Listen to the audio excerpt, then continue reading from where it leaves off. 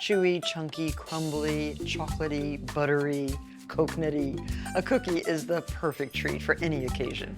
And there are so many delicious recipes to choose from. On today's show, I'm going to teach you how to bake a few of my favorites. These amazing breakfast cookies, studded on top with dried banana, full of goodness. One should last you an entire day. And coconut macaroons, 3 different variations of delicious macaroons that are no longer just for Passover. And brown butter cookies, these are utterly delicious. Rolled in glistening sanding sugar, they're made out of browned butter. And graham crackers. Have you ever made your own graham crackers? Well, today I'm going to show you how. Stay tuned for today's Martha Bakes.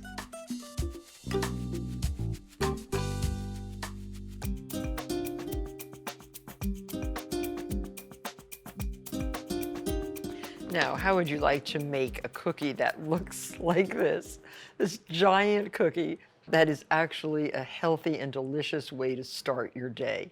This is called our breakfast cookie. This recipe makes 8 large cookies or 14 small. And they have all kinds of delicious ingredients, including dried mango, papaya, sunflower seeds, pumpkin seeds, raisins, unsweetened coconut.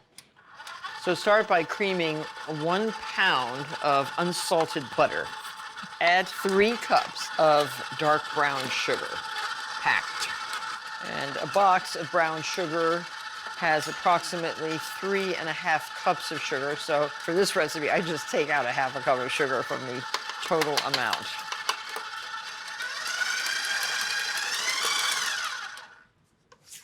Now scrape down the bowl and then add 4 large eggs. This starts off like pretty much any old cookie, but then it gets more and more interesting. Let the egg get incorporated before you add the next egg. And we have 2 cups of whole wheat flour. I love storing my flour and my oats and my nuts in glass-covered jars like this. It's just a very handy way of easy storage, easy access, easy use. 2 cups all-purpose flour, and add 1/2 teaspoon of salt and 1.5 teaspoons of baking soda. And you can whisk these ingredients together. So it's only 4 cups of flour, but it makes so many giant cookies. To your eggs and sugar and butter, add 1 tablespoon plus 1 teaspoon of vanilla. So I'll start spooning in the dry ingredients now. You need a very strong mixer for this, and this stand mixer is really, really good for this kind of heavy-duty cookie. Finish all the flour, then add your oatmeal, 4 cups of oats.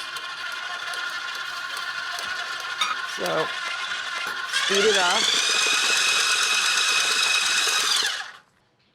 You can take the bowl off, and we will add all the dried fruits and nuts. Heavy, rich, very delicious. This would be great for a bake sale. Okay, so now we have to chop up the almonds, finish chopping the papaya. Thrown in with the rest of the papaya. So altogether, approximately 1/4 cup of papaya, 1/2 cup of dried mango, finely chopped, 1/2 cup of raisins, 1/2 cup of pumpkin seeds. These are so great. And 1/2 cup of sunflower seeds. And 1/2 cup of unsweetened coconut. And a cup of almonds, just coarsely chopped. Make sure you get every almond chopped. A whole almond would just be a little bit too large for this cookie. There. Okay, so this can go right into the bowl also. And stir this up. Such fun. Now, this is really too much for the machine to handle. So I suggest doing just what I'm doing, stirring everything in by hand. But get way down to the bottom. I see some coconut down there. And then to form the cookies, we'll clean up and get our pans out. So I'm using, this is a half cup measure. This is a perfect measuring cup for the small version. Still makes a very sizable cookie. And I think I can get maybe 4 on a tray. Notice I'm forming these on parchment. And you could use a big ice cream scoop too, if you so choose. So these can be formed right on the parchment paper. Sort of like hamburger patties. Think of it that way. You want them about the same thickness and about the same diameter. And then stud the top with banana chips.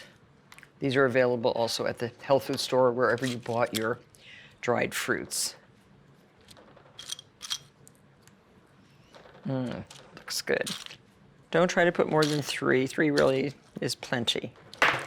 Have your oven preheated at 350 degrees. Bake until golden and firm, and that takes about 20 to 25 minutes.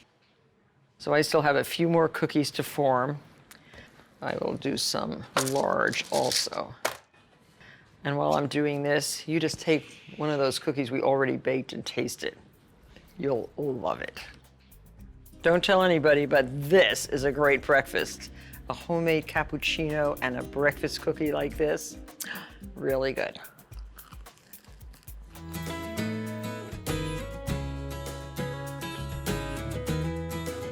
Now this is a cookie that I really love. It's a traditional holiday treat, macaroons. You make them for Passover. They are gluten-free. They have a dense, moist inside and they're crunchy on the outside, and they are simply irresistible. Now I'm adding 3½ egg whites for 2½ cups of unsweetened coconut. These are small eggs, so I'm going to use a little tiny egg to just moisten the coconut. You'll use anywhere from 3 to 4 eggs, depending on the size. And a pinch of salt. So once the eggs are broken up, add all the egg whites. You don't want them too wet, but you don't want them too dry. 1 teaspoon of vanilla. Be prepared to use your hands. Be prepared to get your fingers full of macaroon. Have a bowl of water for your hands. And you want to make these uniform size, so I find the best way to do that with cookie dough is to use an ice cream scoop. Take your scoop. This is a 2 tablespoon scoop, and just put it on the piece of parchment paper. I think I will form these in my hands. So you can make this dough yesterday. It becomes a little bit more easy to use. Or you can just make them fresh like this. And they're an unusual shape, a little bit pyramidal and pinched. But you don't want them too compressed because you want them to kind of melt in your mouth. Preheat your oven to 325 degrees and bake 16 to 17 minutes. This will make anywhere from 9 to 12 macaroons. Now, if you want to make kind of chocolatey ones, you just add ½ cup of semi-sweet chocolate, just stir it into the coconut. That will make a mildly chocolate macaroon. And then this one will be a very chocolatey macaroon, 4 ounces of semi-sweet chocolate melted. And, oh, cocoa powder, 1/4 cup of beautiful dark cocoa powder. So this is the chocolate version. You have to up the coconut to 2 2/3 cups of unsweetened coconut and use 4 large egg whites. And that's a really rich macaroon. So to show you what that looks like, I'll show you. I'll just make one of each. Better start with a light one. It sticks together very nicely. So that'll be a chocolate studded macaroon, and this will be a chocolate macaroon. Now you can use sweetened coconut, but if you're going to use the sweetened coconut, then reduce the sugar from 3/4 cup to 1 tablespoon. I'll show you what they look like when they come out of the oven. So this is what the macaroon looks like when it comes out of the oven. This is cooled a bit, but if you break into it, you can see that it is moist and flaky and delicious and chewy. It's what a coconut macaroon should be. Now, I like to dip the point about halfway in melted semi-sweet chocolate and let that harden. That is a wonderful dessert cookie. Now, displayed on cake stands like this, macaroons are fabulous. Look at the variety. The chocolate chip, the chocolate, the plain, and the chocolate dipped macaroons, not just for Passover anymore. They're for every day.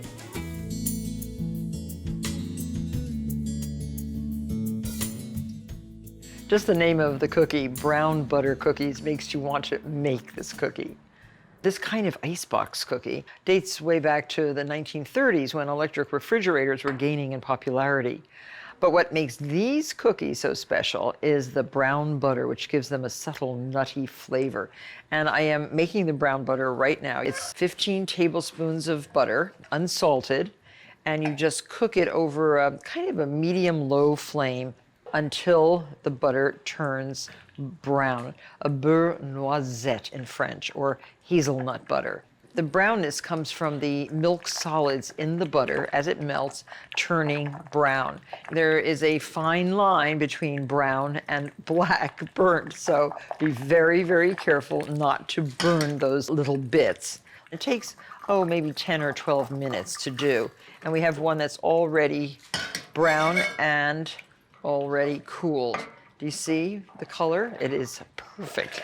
So now pour your butter into a large bowl and make sure you scrape out all of the brown bits. This is the kind of butter that my mom would always put on top of her potato pierogies, on top of her cauliflower, steamed cauliflower. It's just a delicious butter. Now in another bowl, the dry ingredients, a half a cup of granulated sugar and 2 cups of all-purpose flour. It's nice to scrape the top like this, just level it off. So 2 cups and 1 teaspoon of fresh baking powder and a half a teaspoon of salt. And just use your wire whisk to get this all mixed evenly. Now into the butter, put 2 teaspoons of best vanilla extract. And now you can just dump your flour right into the butter and stir. It'll make a simple butter cookie. Now generally butter cookies are creamed butter and sugar and eggs, and this has no eggs. It really could be done all in one bowl too, so this could be called the one bowl cookie. It smells fantastic. So this looks like a good consistency. And if you find that it is a little bit wet, just add a touch more flour. So here we have our beautiful moist dough, and it has to be rolled into a cylinder that's 14 inches long. And we've cut the parchment paper exactly 14 inches. So you can make it a little bit flat to start, and then we're going to roll it round. So we have a little trick. We save all our paper towel cardboards, and that will help keep this rigid and round while you're chilling it in the refrigerator. And if you're proficient with one of these wonderful, this is the bamboo that forms the sushi rolls, this will help you really put a little bit of even pressure on your dough. It works very nicely. I watch all my favorite sushi chefs form their beautiful hand rolls, and this really does work well. Oh, it's perfect this way. So now, put this right inside your paper towel holder. If you have another piece of this bamboo, you could wrap it in that and leave that in the refrigerator. But you see, this is just the right size, and we can use a piece of tape to tape it, and you won't have a cylinder of dough flopping around your refrigerator. And this really has to chill for at least 2 hours and preferably longer until it gets nice and cold. I like wrapping it in a piece of plastic wrap just so that the ends are covered. and get that right into the fridge to chill. So here's our chilled roll of cookie dough. Release this from the tube. Be very careful because it is dry and it can crack. Let's see how it looks. Oh, it looks very good. Perfect. So now with egg white, just brush the whole surface. Make sure you cover the whole surface because you want the sanding sugar, the sparkly sugar, to stick to the outside of this roll. And what I would do is just sprinkle the sugar right here on the same paper and roll the cylinder in this sparkly sugar. You see how nicely it sticks? So you'll have a nice sparkly edge to your cookies. And then cut the cookies into a little less than a ½ inch. I would say about 3/8 of an inch thick. Oh, these are cutting perfectly. If they're the right consistency, they will cut just like this. Make sure your oven is preheated to 350 degrees and bake them until they are just slightly golden brown. That's going to take anywhere from 15 to 17 minutes. So this has to get right into the oven. Now you can roll the cylinder in colored sugar for holidays, or finely chopped nuts, or even finely chopped dry candied fruit. And the cookies can be stored in an airtight container at room temperature for at least 3 days. But they're not going to last that long.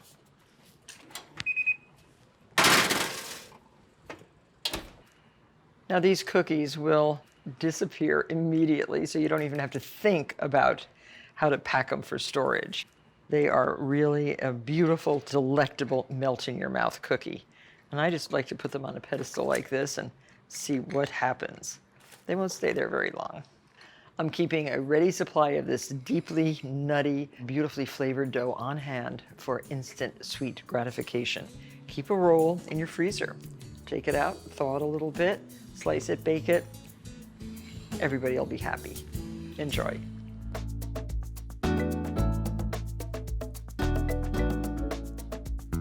Now here's yet another fantastic cookie to make at home. Flat, crisp, and made with graham flour. Graham crackers can be used to make s'mores, a crumb base for your favorite cream pie, or they can be enjoyed simply on their own. Graham flour, this is what it looks like. It's kind of a grayish brownish color. It's named after the American Presbyterian minister, Reverend Sylvester Graham. He was an early advocate for dietary reform, and he had high hopes of diverting people away from the less healthy, refined white flour. So in honor of Reverend Graham, we're going to show you how to make your own graham crackers. And graham flour is whole wheat flour that is more coarsely ground. So for the crackers themselves, 6 tablespoons of unsalted butter, 1/3 cup of light brown sugar, 1 tablespoon of best honey. So good. 1 egg.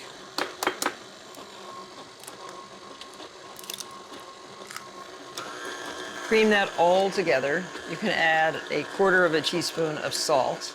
And your dry ingredients, 3/4 cup of all-purpose flour. If you try to make these crackers out of all graham, they would just be too strong tasting and pretty dry. So that's 3/4 cup of graham flour. Don't forget the baking powder, 1/4 teaspoon, and 1/2 teaspoon of baking soda. These work very well. I make them every summer up in Maine because I have an outdoor fire and we make s'mores and tell ghost stories. And you need 1/2 teaspoon of cinnamon. Whisk that all together and add your dry ingredients.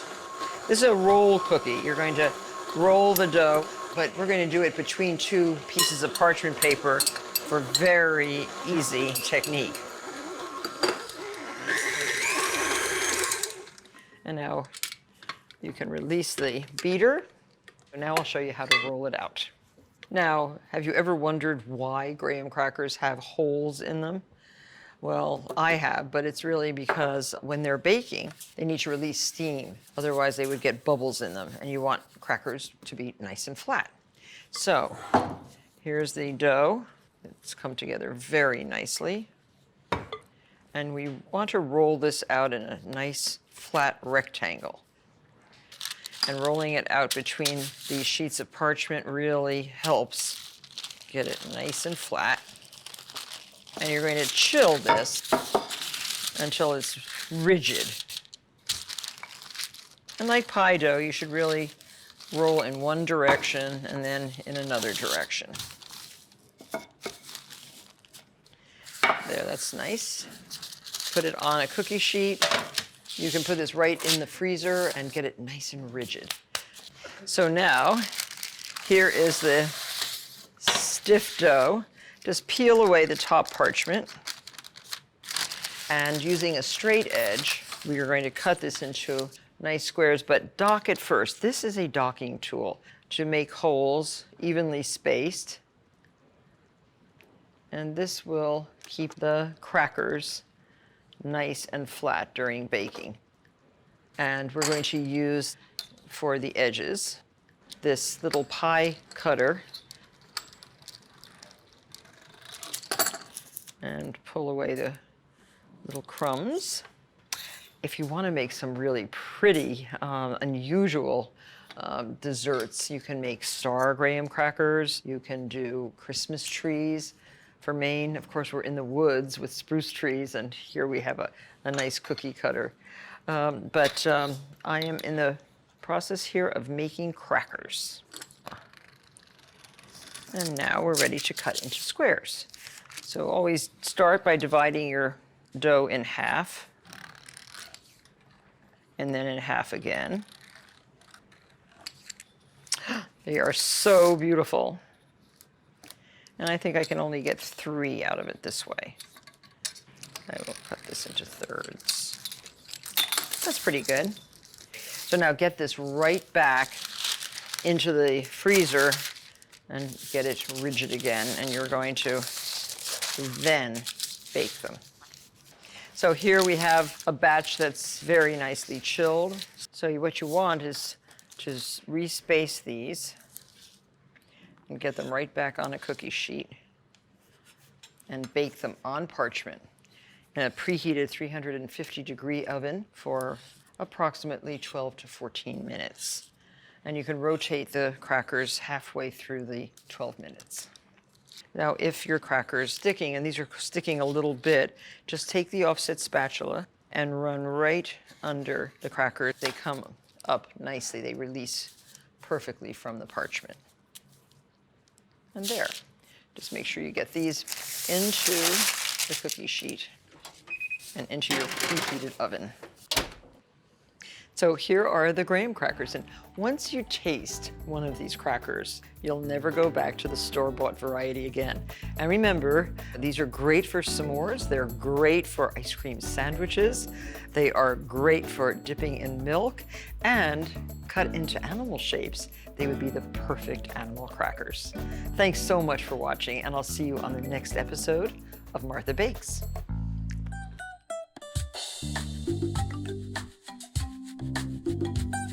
Scoop your favorite flavor of ice cream onto the underside of a graham cracker. Top with another cracker and press together. Dip half of the ice cream sandwich on the diagonal into melted, cool chocolate. Sprinkle with nuts. Freeze on a baking sheet until set.